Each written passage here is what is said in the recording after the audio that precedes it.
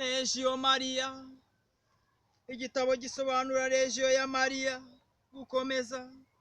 Imiryango ikurikiranye inyungu z'isi yemeza ko ikunda abantu ikanabakorera, ariko nta nkuru nziza y'urukundo rwa kivandimwe yigisha.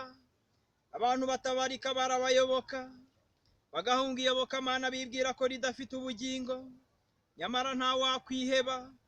Kugarura iyo mbaga yayobye birashoboka no gukiza abandi bitabarika.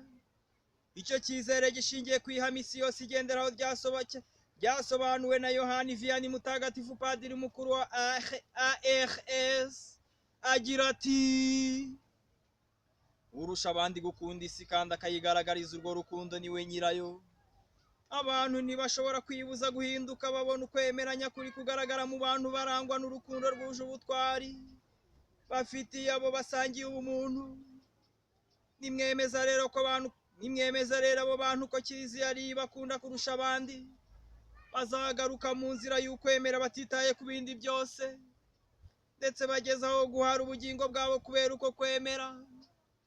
Ntabwo urukundo rusanzwe rwashobora kwigarurira abantu kuri ubwo buryo, habe ndetse n'ubugatolika bw'akazuyazi.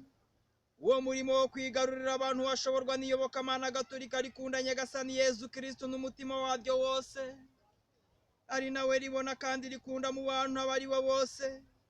Urwo rukundo ruhebuje abakristu bafitiye Kristo rugomba kugeza aho umuntu wese ubabona yemeza ko ari rwo kimenyetso kiranga rwose Kiliziya, aho kuba umwihariko w'agatsiko k'imena mu bayirimo. Nuko rero urwo rukundo rugomba kugaragarira mu mibereho rusange y'abakristu bose n'abarayiki.